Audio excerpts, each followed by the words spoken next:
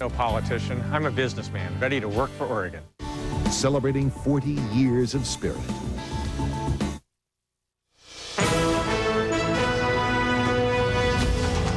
On World News tonight, the Attorney General warned several states to watch out for terrorists prepared to die, but he's not very specific.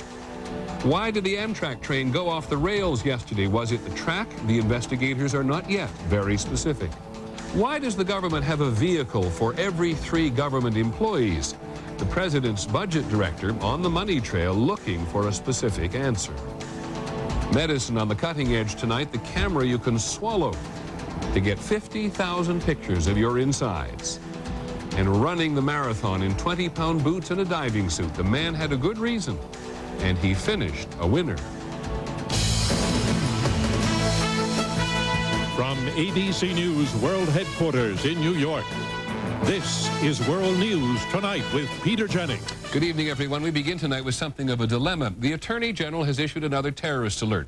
The dilemma at every level is what to believe, who to believe, and what to do. The Attorney General said this afternoon that terrorists may attack financial institutions somewhere in the Northeast or the Mid-Atlantic states. The government says the threat comes from the Al-Qaeda network, but they haven't any specific information. ABC's Pierre Thomas is at the Justice Department. Pierre, these alerts, I think a layman would say, often cause more questions than they do answers. That's right, Peter. There are no specifics in terms of time or place, but officials say the threat does involve suicide attacks focusing on, as you said, financial institutions. The Attorney General issued the alert after a meeting with Homeland Security Director Tom Ridge and CIA Director George Tenet. We have received information, which may or may not be reliable, that terrorists are considering physical attacks against U.S. financial institutions, particularly banks located in the northeastern United States. For the first time, U.S. officials say a top al-Qaeda leader is providing information. Sources tell ABC News the threat is based on statements made by Abu Zubaydah. The U.S. believes he is a top lieutenant of Osama bin Laden. Zubaydah is currently in U.S. custody.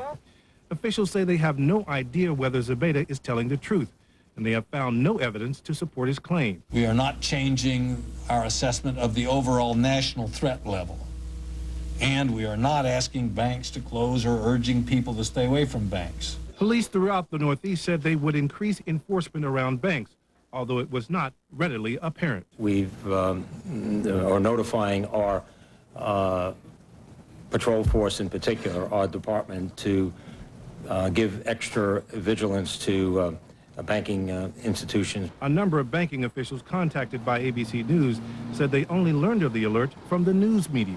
According to some officials, given the recent history, there is reason to be skeptical. Earlier this week, some Washington, D.C. banks shut down based on a threat that turned out to be a hoax from a Dutch 13-year-old. One official admitted to me that this involves government officials covering their posteriors. But he said given the nature of the threat, they have no choice but to be safe rather than sorry. Peter?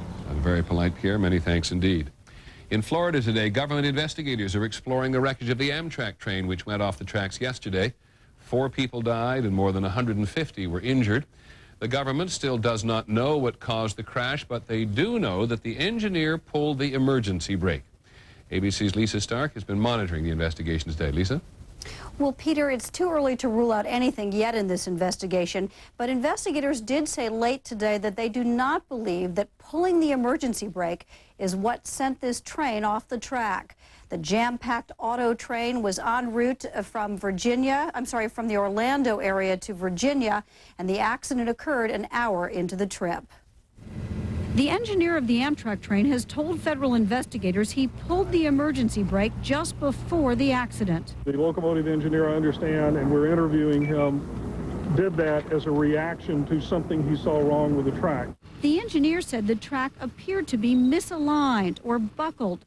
The track, owned by CSX Corporation, had been inspected at 9 that morning. An Amtrak train passed over it around 2:30 and a coal train at 4:54.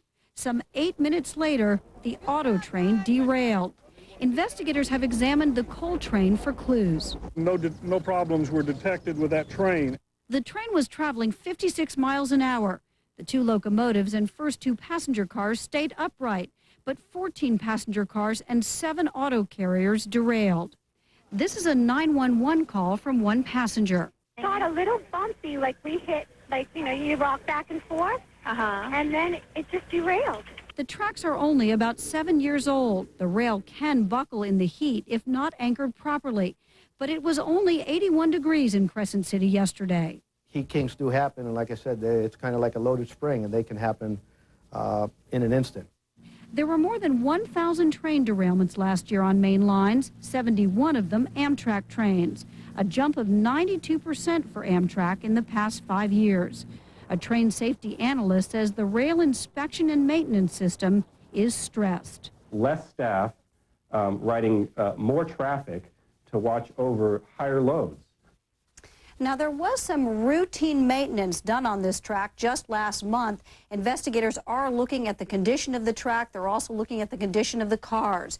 And they will be interviewing, of course, the passengers and the crew as they try to figure out what went wrong. Peter? Thanks, Lisa. Lisa Stark in Washington today. Middle East now. Israeli forces withdrew their tanks from the refugee camp in the West Bank town of Jenin. Israel says it caught 10 would-be suicide bombers in its raid there who'd already videotaped their farewell messages. Today, Amnesty International called for an inquiry into what happened in Jenin. The group says there is strong evidence that human rights and international humanitarian law were breached by the Israeli army. ABC's John Yang went to Jenin today. When the Israeli forces withdrew, they did not go very far. Tanks and armored troop carriers still surround Jenin. They still try to keep outsiders from reaching the camp. The operations are over, right? No, it's not over. The only way in is to walk several miles behind Israeli military lines. Once you get there, you find the center of the camp, an area the size of several city blocks, obliterated. Many residents returned today for the first time. This man says his 7-year-old son wanted to go home. I told him we have no home, he says. Then his son wanted to call his uncle. There is no uncle, he told him. Hassan Abu Ayad returned today to the place where his house once stood. He says he wants to live in peace with Israelis, but if he doesn't find his 2 teenage sons, he says, I will be the first to become a terrorist. The whole camp will be terrorists. Relief agencies keep asking the Israelis for permission to bring in heavy equipment to search for bodies. The answer is still no. Too dangerous, the government says. So most of the work is done by hand. Many bodies were buried in mass graves this afternoon. There is no firm estimate of how many Palestinians died here. The Israeli armies say it's only in the dozens. The Palestinians say it's in the hundreds, maybe the thousands. But whichever the case, the smell lingering over this rubble suggests there are many more bodies buried beneath it. This man said he plans to sleep here tonight on the rubble. It is still my home, he says. It may be an uneasy night. In the late afternoon, Israeli tanks opened fire on the hill above the camp, just as we were leaving. John Yang, ABC News, in the Jenin refugee camp. Incidentally, the White House says it supports the idea of an investigation into what happened in Jenin. There are a huge number of questions about what happened there, and it will be the topic later this evening on Nightline. Among the other items in the overseas briefing today, in the Gaza Strip, a suspected suicide bomber blew himself up at an Israeli checkpoint, killing himself and slightly injuring 2 Israeli soldiers. 5 other Palestinians died today fighting the Israeli army. The British government says it intends to question the Saudi Arabian ambassador to London about a poem he wrote in an Arabic language newspaper to honor the Palestinian suicide bombers. The British are upset. Several hundred more U.S. troops are going to the southern Philippines to help the Filipino military fight the Abu Sayyaf group there, which the U.S. says is linked to al-Qaeda. By next week, more than 1,000 American soldiers will be there. And in Milan today, authorities are still trying to determine whether the pilot who crashed his small plane into that skyscraper yesterday did so deliberately or by accident. 3 people, including the pilot, died. Well, a lot of memories evoked here today because the USS Cole is sailing again, a year and a half after. The Navy lost 17 sailors in a terrorist attack. The destroyer is repaired, improved, and as ABC's Mike Von Frem reports, very much ready for service. This was one send-off these veteran shipbuilders were not going to miss. They took a destroyer so crippled it could not even float, and in 14 months rebuilt it with 275 miles of cable and 550 tons of steel. What you guys and gals who are wearing those dusty coveralls, those hard hats, those welder's goggles, through your brains and your brawn, you have given us a gift. That gift is 505 feet of American fighting steel. The Cole now has a Hall of Heroes where a star has been laid for each of the 17 sailors killed. Kenneth Clodfelter was one of the first to die. His father was permitted a private moment aboard the ship. Because I wanted to go ahead and see the place where he died. You know, that was extremely important to me. That, and I want those that did this to this ship to know that she's coming back. And she's coming back better than what she was before. The Cole has a crew of 300. 40 sailors who survived the attack in Yemen are still on board. This is what I joined the Navy to do. I joined the Navy to sail in harm's way and to fight this ship, and that's what we're going to do. Today, they got a fantastic send-off. After one of the most expensive repairs in naval history, the USS Cole has now returned to sea. Mike Von Frem, ABC News, Pascagoula, Mississippi. When we come back this evening on the money trail, why does the government have such a giant fleet of cars costing taxpayers so much money? Medicine on the cutting edge tonight, the camera you can swallow.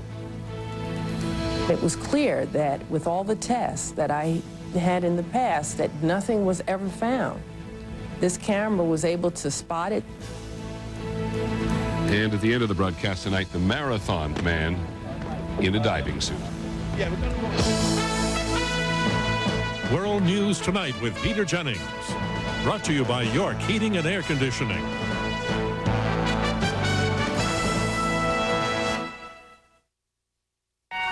Your cheating heart will make you weak.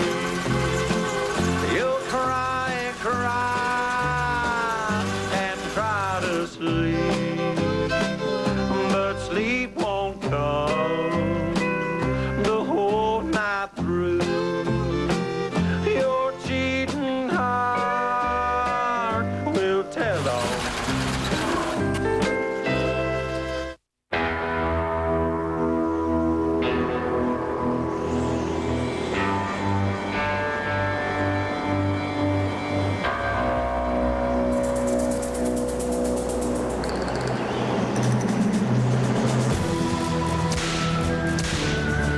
Roundup's patented formula knocks out weeds in 24 hours. The leading imitator doesn't.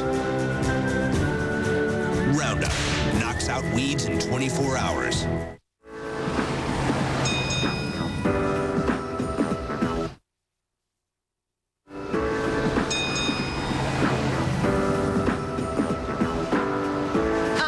More like this. Want expert help whenever you need it? At Office Depot, our people listen, understand, and help. How can I make these look like they're not just from my home office? Some digital... It'd be nice if everything was like that. Office Depot. What you need to know. Using the wrong waterproofer can cost you thousands. Don't be taken for a ride. Demand Thompson's Water Seal. It has the highest level of water protection. Guaranteed. Powerful original. New advanced Thompson's Water Seal. In the old days, athlete's foot meant using Lotrimin AF or Tenactin for 4 whole weeks. Who does that? Today, Lamisil AT kills the fungus with just 1 week's use. And keeps you athlete's foot free for 3 months. Lamisil AT, the best way to cure athlete's foot.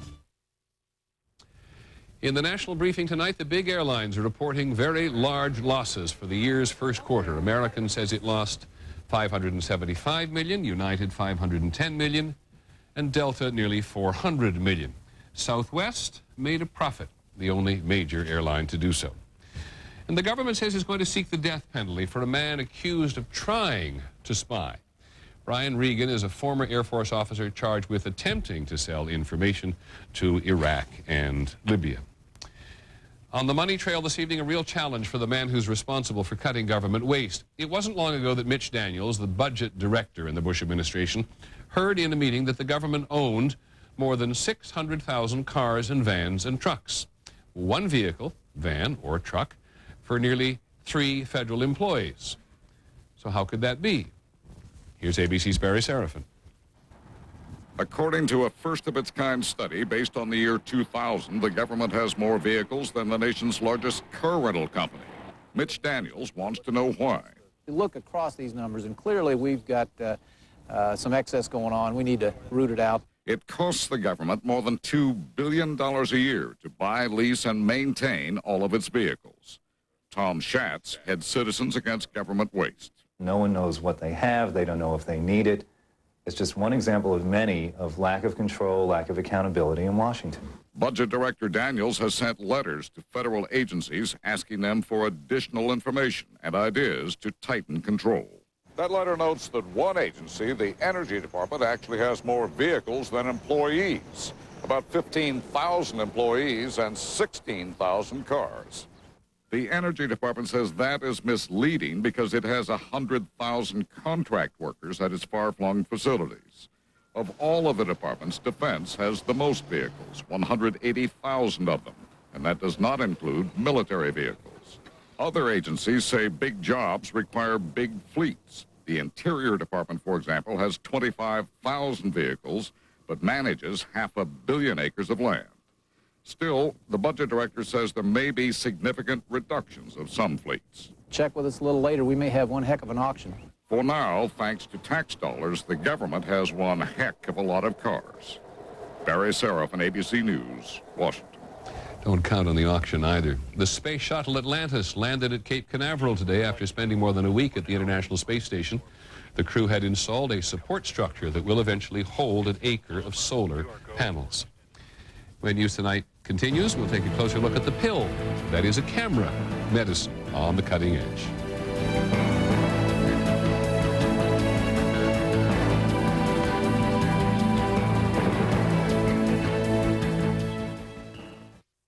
When your eyes feel dry, irritated, there's Refresh brand eye drops. First, Refresh relieves and soothes, then forms a lasting shield of protection to keep irritation out and moisture in. #1 doctor-recommended Refresh relieves and protects. For Marie Callender, every recipe began the same way, with care. And her country fried chicken was no exception. Marie served it up with mashed potatoes, slowly whipped with real cream. And corn, well, Marie thought it best eaten right off the cob. Marie Callender put her heart into everything she made. And to this day, we're still making it Marie's way. Marie Callender's, made with the care of Marie. Look for 12 delicious new recipes from Marie Callender's. Thinking about trying Viagra? It's now available from your doctor in a free 6-pill sample pack. 6? That's my number. So get in the driver's seat and ask about the free Viagra sample pack. Get to your doctor for a checkup and find out if a free sample of Viagra is right for you. For more information, race over to Viagra.com. You want the very best for your best friends. Proper nutrition, regular exercise.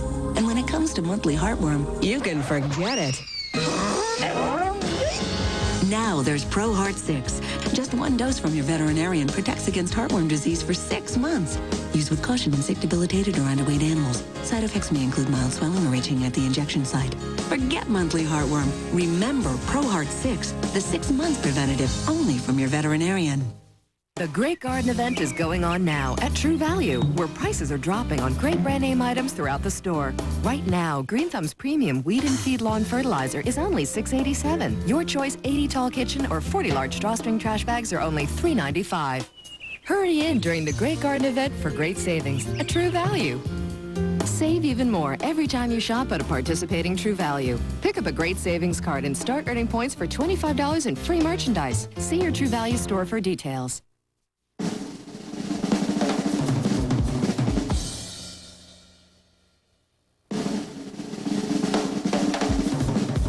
Pepto-Bismol. It's first aid for heartburn, diarrhea, nausea, indigestion, and upset stomachs. Sunday night, the Angels take on David Justice and the A's. Sunday Night Baseball presented by Nextel. Angels, A's, this week at 8 on ESPN. Colin Powell back from the Middle East and on this week. Plus, as the church's pedophilia crisis forces a papal summit, a top church official speaks out Sunday. If you watch this broadcast on a regular basis, you know we often take a closer look at medicine on the cutting edge, and we do not very often use props. But when our medical editor, Tim Johnson, came around with this yesterday, we were absolutely fascinated. This, about the size of a large pill, is in fact a camera. And though I do not intend to swallow it here, if I were, well, Dr. Johnson will tell you all about it. Here's his report. The company that developed this new mini camera asked Dr. Blair Lewis, a renowned gastroenterologist from New York's Mount Sinai Hospital, to test it. He was skeptical. It seemed sort of far-fetched that pictures could be transmitted out of the body, that there could be a capsule small enough that people could swallow. Its formal name is the MRA Swallowable Imaging Capsule, but to patients and doctors, it's simply the pill camera. Unlike the cameras at the end of fiber optic tubes that can be inserted into the digestive system from above or below, this camera is so small it can even pass through the part of the digestive system these tubes can't get to, the so-called small intestine, an area of the body that until now could be examined only through major surgery.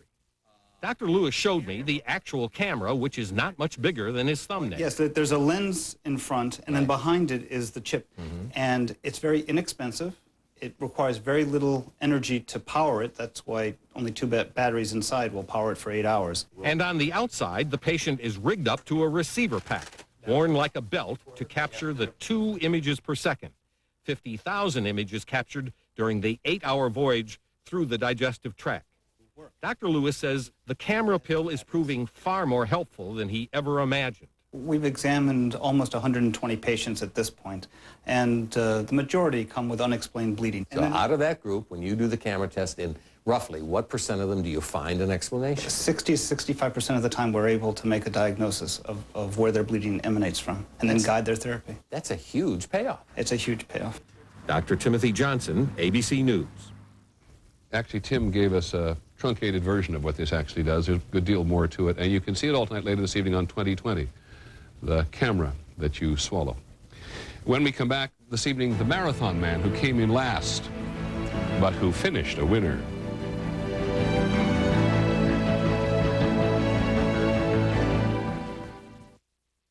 What's up, Mr. Foster? I go in for a PC, I come out with a migraine. You ask for this, all they have is that. Makes your head spin. Well, your computer quandary is easily solved by the folks at Dell. Just call or go online. They'll help you figure it out, so you know what you're getting and what you're getting it for. So none of this? Nope, just the perfect PC for you at the right price for you. Oh, I'm feeling better already. Good. Stephen, isn't this your father's car? No. Right now, a complete Dimension desktop with an Intel Pentium 4 processor delivering performance where you need it most is just $699. And why wait? Because for a limited time, you can get a free memory upgrade. There's great deals on notebooks, too. You're gonna say it, aren't you? Oh, he knows. Easy to buy, easy to own, easy as Dell. Dell PCs use Intel Pentium 4 processors. Can I give my dog a perm? Are cats smarter than dolphins? Look at those teeth. Should I get him braces? What's with all the wiggling? What's the best flea and tick treatment? Now that I can answer. Frontline Plus. It's the longest lasting, most complete flea protection you can get. And it kills the tick that may transmit Lyme disease. Plus 3 others. It's the best. Ask your veterinarian about Frontline Plus. For dogs and cats, Frontline is the veterinarian's #1 choice. Is it okay for Rudy here to eat bean dip? In the old days, athlete's foot meant using Lotrimin AF or Tinactin for 4 whole weeks. Who does that? Today, Lamisil AT kills the fungus with just 1 week's use. And keeps you athlete's foot free for 3 months. Lamisil AT, the best way to cure athlete's foot. 2 hours of hard riding, and I was hurting. My legs, my back, it even hurt to pedal downhill. So I took control with Advil. Nothing. Not Tylenol, not Aleve. Nothing's proven stronger or lasts longer than Advil. Hey, the pain was strong, but Advil's stronger. You have the strength to get rid of pain. Take control. Take Advil. I didn't know about today's purple pill called Nexium. But I spoke to my doctor. And now I do. Call this number for more information and a Nexium free trial offer. Nexium, today's purple pill. Do you know about it? I'm Paul Lindman. Up next on K2 News. I miss them alive. Me too. An emotional day for the little girl whose mom and sister were killed in a fatal car accident yesterday. Also, now it's happening in Portland. Scam artists falsely representing a national charity to take your money. Next. Finally this evening, the Marathon Man with a Mission. This is about an athlete who ran the London Marathon in an antique diving suit. He actually had a very good reason to do it. Here's ABC's Jim Wooten. It began last Sunday. 32,000 runners dashing off through the streets of London. 26 miles and a couple of hours later, victory for an American. It's a world record. But didn't Shakespeare say it ain't over till it's over? Maybe not. But for Lloyd Scott, the fellow in the 1940s deep-sea diving suit, he's in there somewhere, it wasn't over. 650,000 pounds. Not Sunday or Monday, not Tuesday or Wednesday. Progress has been slow. I mean, every step is hard, to be honest. His outfit weighs 130 pounds and cost him nearly $5,000. The chairman of the marathon calls it lunacy. I think it shows how mad the British are. But Mr. Scott is not nuts. Or if he is, there's a method to his madness. He's 42 years old and he's running. Now. Well, so to speak. Those boots weigh 22 pounds apiece. He's running to collect money for kids with cancer. He's a leukemia survivor himself, and so far, with a little help from his friends and his wife, $150,000 rattling around in these buckets. And that's just part of the $1.5 million raised for similar charities in the last 10 years by this quite remarkable man. And in this, his 9th appearance in the London Marathon, he's a hero. High five, high five, high five. To the kids along the way. Yes, well done, mate. And all of it done in the name of hope. Without hope, you know, life just doesn't go on. And so that's what I've tried to do. Really, that's what I needed when I was diagnosed. And I just feel very privileged that having come through my illness, I can offer that little bit of encouragement and inspiration to others. Late today, Lloyd Scott finished last in the slowest marathon in history. But he finished a winner. Jim Wooten, ABC News, London. That is our report on World News Tonight. Next week on the broadcast, the company that raises people's health insurance premiums every year they get sick.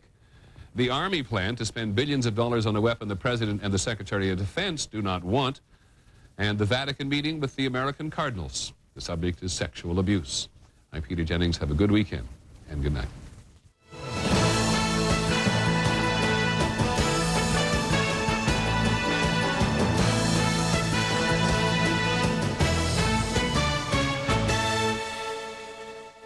Tonight, could you be living under a dictator? Not in America, right? They tell you where to park, how to hang your laundry. They can even sell your home without you knowing.